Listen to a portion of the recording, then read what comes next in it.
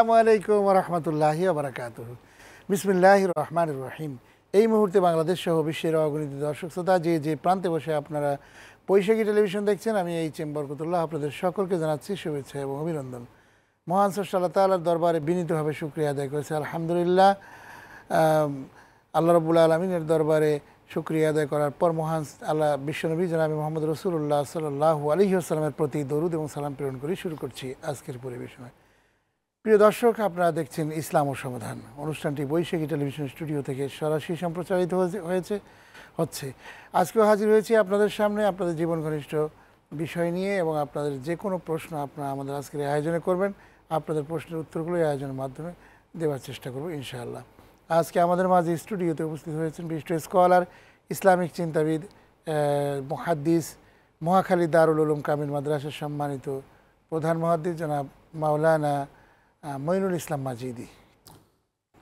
আসসালামু আলাইকুম রাহমাতুল্লাহি ওয়া বারাকাতুহু। জি মোহতারাম, আপনাকে স্বাগত জানাচ্ছি আমাদের আজকের আয়োজনে। জি আলহামদুলিল্লাহ, জাযাকুমুল্লাহ। প্রিয় দর্শক শ্রোতা, টেলিভিশন স্ক্রিনে একটি নাম্বার আছে, সেই নাম্বারে আপনারা টেলিফোন করবেন। মোবাইলেও ইনশাআল্লাহ আপনারা আমাদেরকে পেয়ে যাবেন। আশা করি জীবন ঘনিষ্ঠ যে কোনো প্রশ্ন আপনারা আমাদের আজকের আয়োজনে করবেন, আপনাদের প্রশ্নের উত্তর ইনশাআল্লাহ দেওয়ার চেষ্টা করব। আজকে আমরা আলোচনা করতে চাই আমাদের ব্যবহারিক জীবন যাপন নিয়ে। আমরা আল্লাহ রাব্বুল আলামিনের কাছে সান্নিধ্য চাই, সফলতা চাই, কল্যাণ চাই। সব দুনিয়াতে কল্যাণ চাই, আখিরাতেও কল্যাণ চাই। সেই কল্যাণটা কী করে হবে সেই বিষয়গুলো নিয়ে আজকে আমাদের আয়োজন। জি মোহতারাম, আপনার কাছ থেকে জানতে চাই যে দুনিয়াতে সফলতার জন্য আমাদের কিন্তু এবং ব্যর্থতার জন্য কোরআনে কারিমে আল্লাহ রাব্বুল আলামিন সুস্পষ্টভাবে নির্দেশনা দিয়েছেন, কিন্তু সেই নির্দেশনাগুলো আমরা যথাযথভাবে ফলো করি না।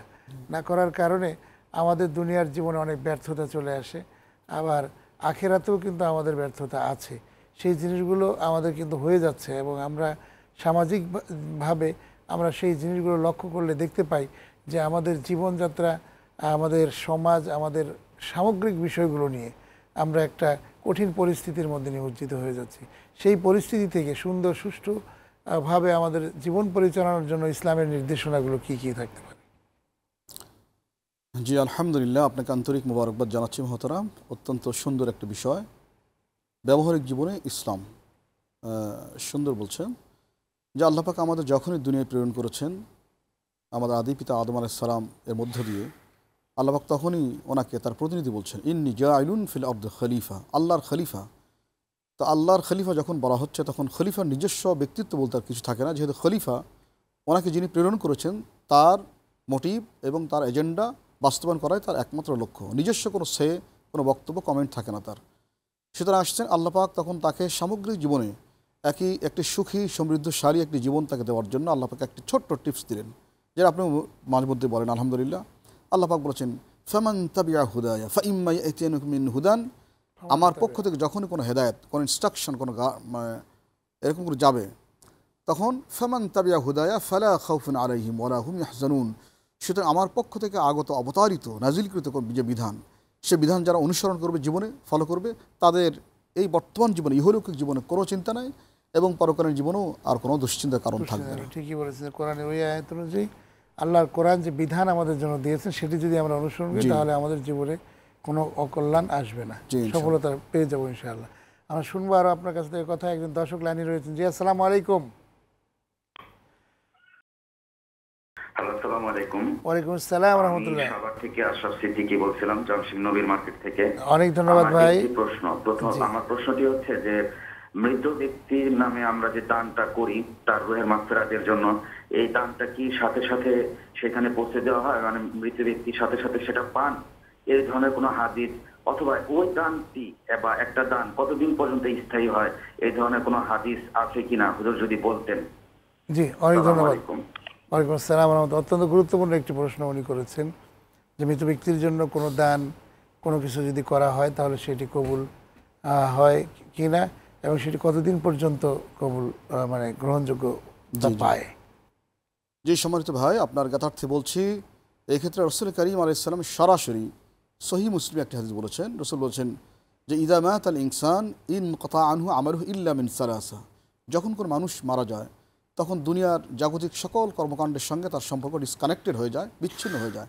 মানে সে ভালোও করতে পারে না আর কোনো খারাপ কাজও করতে পারে না। তবে হ্যাঁ, নবীজি বলেছেন তিনটি বিষয় থাকবে, যে তিনটি বিষয় তার ইন্তেকালের পরও, মৃত্যুর পরও কন্টিনিউয়াসলি তার কবরে পৌঁছতে থাকবে। তার মধ্যে প্রথম হচ্ছে সাদাকাতুন জারিয়া, ইল্লা মিন সাদাকাতিন জারিয়া, সাদকা জারিয়া। সাদকা জারিয়া হচ্ছে প্রবাহমান মানে দান, যে দানটা দান করলে এটা নিঃশেষ হয়ে গেল না, বরং এটার প্রভাব থেকেই গেল। যেন আপনি কাউকে অভুক্ত ব্যক্তিকে খানা খাওয়ালেন, খানা খাওয়ার পরেই এটা হজম হয়ে যাবে, কিছুক্ষণ পর হয়তো বাথরুমে যাওয়া লাগবে, এর প্রভাবটা শেষ।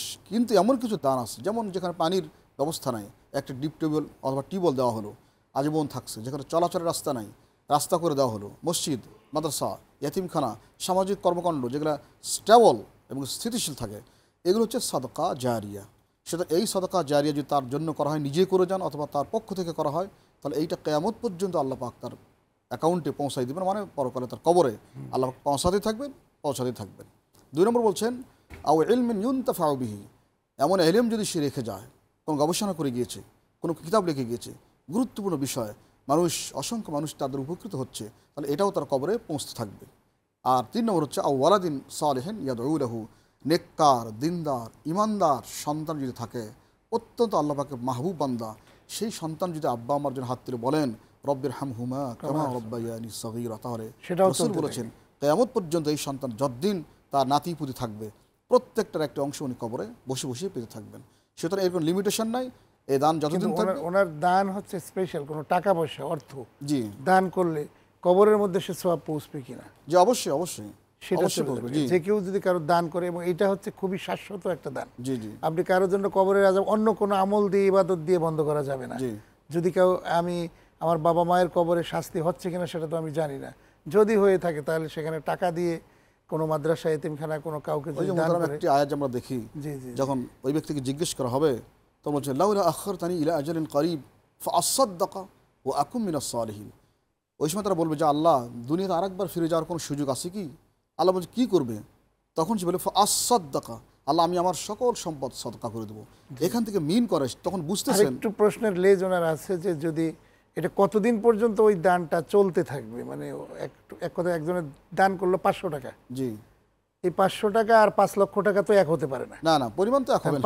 500 টাকা দিল যে আমার মায়ের কবরে আযাব যাতে না হয়, এদের বন্ধ, তো এটা কতদিন কীরকম বন্ধ হবে আমরা শুনবো ইনশাআল্লাহ। দানের বিষয় নিয়ে আমাদের একজন বন্ধু ফোন করেছে, জানার চেষ্টা করেছিল, যে আপনি বলেছেন, উত্তর দিয়েছেন যে দানের চেয়ে আসলে বিকল্প এত মজবুত কোনো ইবাদত আসলে হতে পারে না। কারণ মায়ের কবরে আযাব হচ্ছে, বাবার কবরে আযাব হচ্ছে, আমরা তো কেউ জানি না, সেই আযাব বন্ধ করব কি দিয়ে? সেখানে দান যদি করা যায় তাহলে সঙ্গে সঙ্গে আযাব বন্ধ হয়ে যেতে পারে। এটা এত পাওয়ারফুল বিষয়। তো সেই জিনিসটাই আমাদের দর্শক জানতে চেয়েছে, যে আমি দান করলাম, সেই দানের যে টাকাটা, মানে আমার যে 5,000 টাকার একরকম মূল্য, 5 লক্ষ টাকার একরকম মূল্য, 5 কোটি টাকার, যত টাকা দিব একটা জায়গায় মানে ভালো কোনো কল্যাণমূলক কাজে, তাহলে সেটা কাজে লাগবে। মতন একটা ফোন নিয়ে এই উত্তরে যাবো ইনশাআল্লাহ। জি, আসসালামু আলাইকুম। আসসালামু আলাইকুম। জি, কে বলছেন, কোথা থেকে? নাম বলে প্রশ্ন করুন। আসসালামু আলাইকুম, আমি মাহমুদ বলছি রামগঞ্জ থেকে। অনেক ধন্যবাদ ভাই, প্রশ্ন করুন। মসজিদের সামনে পশ্চিম পাশে যদি কবর থাকে ওয়াল ঘেঁষা, সে মসজিদে নামাজের কোনো সমস্যা আছে কিনা? আচ্ছা, ওয়াল ঘেঁষা কবর থাকলে সেখানে নামাজের কোনো নামাজ। জি, অনেক ধন্যবাদ, আমরা বুঝতে পেরেছি। জি মোহতারাম, আগের প্রশ্নের উত্তরটা শেষ করে দিই ইনশাআল্লাহ। জি মোহতারাম, যে দান করলে ভাইজান, আমরা ওনাকে বলছি, দান করলে আল্লাহ পাক যতটুকু তার জন্য গ্রেস করবেন, এহসান করবেন, ততটুকু কন্টিনিউ থাকবে ইনশাল্লাহ। আল্লাহ পাকের কাছে কোনো দান তামাদি হয়ে যায় না। কাজে আমরা বেশি বেশি দান করার চেষ্টা করব, এবং পরকালের জাহান্নাম থেকে মুক্তির জন্য সবচেয়ে মোক্ষম যে দান ইবাদত, সেটা হলো দান। জি, ফাআসাদদাকা ওয়া আকুম মিনাস সালিহিন। সরি, অনেক ধন্যবাদ। আমাদের ভাইয়ের প্রশ্ন হচ্ছে যে কবরের মানে মসজিদের পশ্চিম পাশে যদি কবর থাকে একেবারে ওয়াল ঘেঁষা, তাহলে সেখানে কোনো সমস্যা আছে কিনা? জি ভাই, এটা আসলে আকীদার বিষয়। যদি আগেই কবর থাকে, কবরকে অনার করার জন্য, সম্মান করার জন্য মসজিদ করা হয়, তাহলে সেই মসজিদের ব্যাপারে সমস্যা থাকবে, কারণ এটা কবর কেন্দ্রিক মসজিদ হয়ে গেছে। কিন্তু আগে থেকে মসজিদ আছে, কোনো কারণে হয়তো পারিবারিক কবর অথবা কোনো পড়ে গেছে, এটা কোনো সমস্যা নেই। আর এটা তো সীমানার বাইরে আছে, এটা সীমানার বাইরে থাকে, মসজিদের ওয়াল ঘেঁষে পশ্চিম পাশে কবর আছে, যদি পশ্চিম পাশে পায়খানা থাকে, ময়লা থাকে, কোনো সমস্যা নাই, এটা আলাদা কবর একটা বিষয়। হ্যাঁ, কাজে আমাদের কোনো সমস্যা হওয়ার কথা না, যদি আকীদায় কোনো সমস্যা না থাকে। জি, অনেক ধন্যবাদ। আমরা বুঝতে পেরেছি যে আসলে কবরকে কেন্দ্র করে, মাজারকে কেন্দ্র করে, আসলে বিষয়টা আসলে আমাদের দর্শকগণ জানতে চাচ্ছে এই কারণেই যে মাজারকে কেন্দ্র করে আজকে অনেক কিছু হচ্ছে। জি জি, এটাই হয়তো এবং মসজিদের পাশে বা মসজিদের ভিতরে মাজার, এবং সেই মাজারকে কেন্দ্র করে আপনার মানে আপনার মানত করা হচ্ছে, সেখানে আপনার একটা পীর সাহেবের নাম দিয়ে টিয়ে সেখানে অনেক কিছু আপনার ওরস করা হচ্ছে। এই যে একটা বিদআতি কার্যক্রমগুলো পরিচালনা করা হচ্ছে, এইগুলোর আসলে তো মাজার কেন্দ্রিক কোনো কিছু গড়ে ওঠা, এটা সম্পর্কে যদি আপনি কিছু বলেন। জি জি, সঠিক বলছেন। আসলে আমরা মসজিদে যাই আল্লাহ পাককে একমাত্র পাওয়ার জন্য এবং এই উন্নত কপালটাকে আল্লাহ পাকের কাছেই একমাত্র নত করার জন্য। কিন্তু আমাদের যে সমাজে দেখি কালচার, যে একজন কোনো মানুষ মারা গেলেন, হয়তো বুজুর্গ টাইপের পীর সাহেব ছিলেন, বা বিশাল একটা কিছু দরগা হয়ে গেল, এখানে মসজিদ হলো। এই সমস্ত দরগা কেন্দ্রিক, কবর কেন্দ্রিক অথবা বুজুর্গানের দিন এর কবর কেন্দ্রিক যে মসজিদগুলো, এগুলো আসলে সত্যিকার অর্থে মসজিদ নয়। এগুলো দরগাকে হাইলাইট করার জন্য আসলে এগুলো করা। এই সমস্ত মসজিদে নামাজ পড়া আমাদের জন্য ওয়াইজ হবে না, সমীচীন হবে না, কারণ এগুলো বেদাত আশ্রিত মসজিদ এগুলো। জি জি, আমরা শুনবো। অনেক শুক্রিয়া, অনেক ধন্যবাদ। আরেকজন দর্শক লাইনে চলে আসেন। জি, আসসালামু আলাইকুম। আসসালামু আলাইকুম,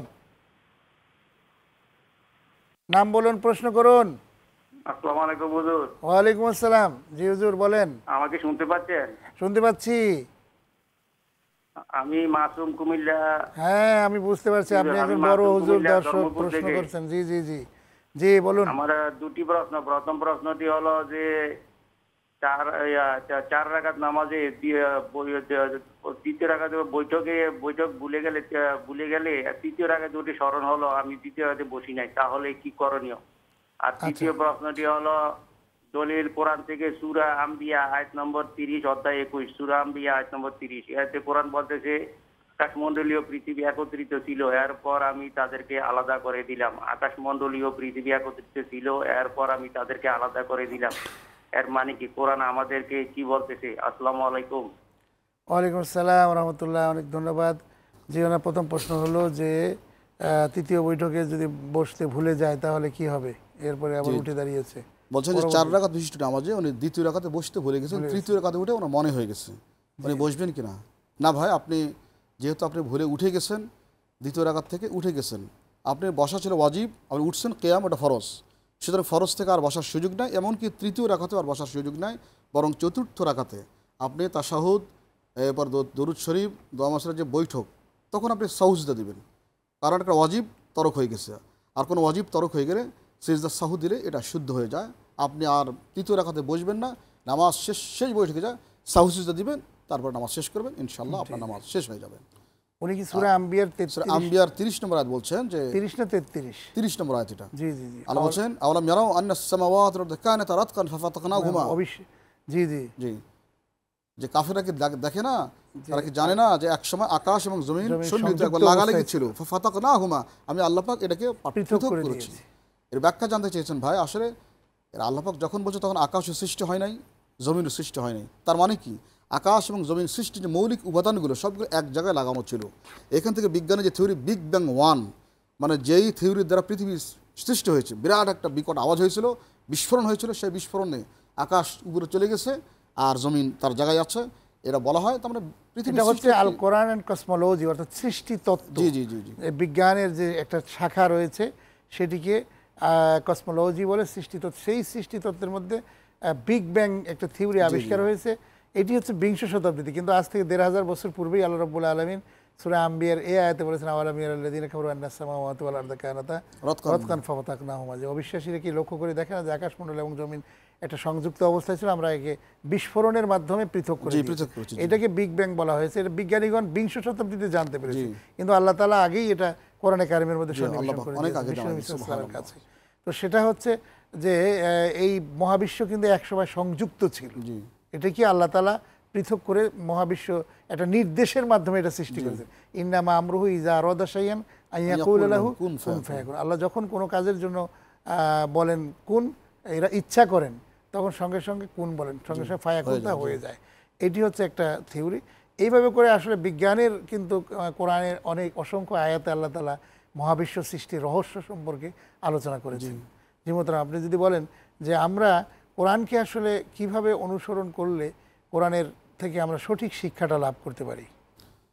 যে মোহতারাম সঠিক কথা বলেছেন। কোরআন শিক্ষার বাস্তবতা আনার জন্য প্রথম যে বিষয়টা, কোরআনের শিক্ষাকে ধারণ বরণ এবং এটা আত্মস্থ করার জন্য সবচেয়ে বেশি প্রয়োজন যেটা, সেটা হচ্ছে কোরআনের প্রতি নিখাদ এবং নিগুড় বিশ্বাস থাকতে হবে আগে।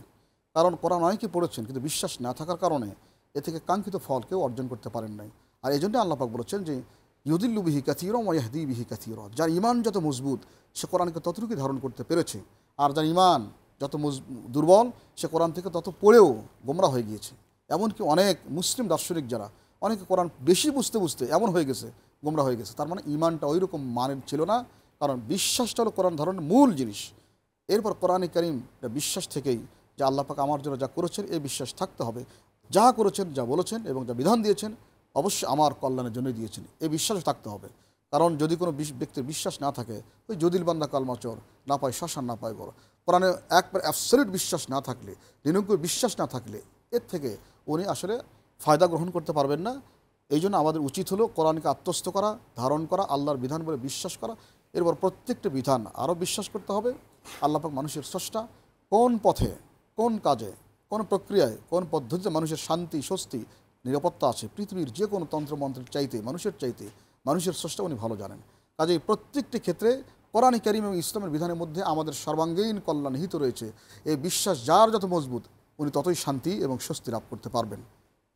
তো এরকম কোরআন কারীম আপনি ঠিকই বলেছেন যে আসলে কোরআনটাকে আল্লাহ তাআলা মহাবিশ্বের মহাবিস্ময় আমরা বলতে পারি, এবং আল্লাহ তাআলা এই কোরআন কিন্তু আমাদের জন্য সহজ করে দিয়েছে। এটা কিন্তু অনেক কঠিন না, এর মধ্যে বিজ্ঞান আছে, বলা হয়েছে উতিল হিকমাতা মাইয়াশা, এবং বলা হয়েছে এর মধ্যে অনেক হিকমা এবং জ্ঞান বিজ্ঞান ভরপুর করে দেওয়া হয়েছে। কিন্তু এই কোরআনের মধ্যে আপনার এটি জানা, এটি বোঝার জন্য আমাদের জন্য নির্দেশ দেওয়া হয়েছে যে এটা তোমাদের জন্য জানা আসলে সুন্নত না, এটা হচ্ছে ফরজ, তাই না? এই জন্য এটাকে আমাদের জানতে হবে, এবং রমজান মাস এটা হচ্ছে আমাদের জন্য কল্যাণকর। আপনাকে অনেক ধন্যবাদ জানাচ্ছি, অত্যন্ত চমৎকারভাবে আপনি আমাদের আজকের আয়োজনে বক্তব্য দিয়েছেন, কথা বলেছেন, প্রশ্নের উত্তর দিয়েছেন। বৈশাখী টেলিভিশনের পক্ষ থেকে আপনাকে অনেক ধন্যবাদ। আলহামদুলিল্লাহ, আপনাকে আন্তরিক মোবারকবাদ জানাচ্ছি। প্রিয় দর্শক শ্রোতা, আপনারা এতক্ষণ দেখলেন ইসলাম ও সমাধান। অনুষ্ঠানটি বৈশাখী টেলিভিশন স্টুডিও থেকে সরাসরি সম্প্রচারিত হলো। আমরা যদি কোরআনকে ধারণ করতে পারি তাহলে কোরআন থেকে আমাদের সকল জবাব আমাদের পাওয়া যাবে, এবং কোরআন কিন্তু কথা বলতে পারে। কোরআন যদি খোলেন আপনার কথা বলবে, আপনার জীবনের কথা বলবে, আপনার সামগ্রিক বিষয়ের কথা কোরআনের মধ্যে রয়েছে। টাচ করলেই কোরআন স্পষ্ট করে দিবে। এই জন্য কোরআন যদি আমরা জানি যে কোরআনকে আল্লাহ তাআলা কিন্তু অনেক সহজ করে দিয়েছেন সকলের জন্য, এই জন্য সকল ধর্ম বর্ণ নির্বিশেষে সবাই কিন্তু কোরআনের কাছে আসতে পারে এবং কোরআনের কাছ থেকে সফলতা লাভ করতে পারে। আজ এ পর্যন্তই। আগামী অনুষ্ঠান দেখার আমন্ত্রণ জানিয়ে আজকের মতো অনুষ্ঠান শেষ করছি। আল্লাহ হাফেজ। আসসালামু আলাইকুম ওয়া রাহমাতুল্লাহি ওয়া বারাকাতুহু।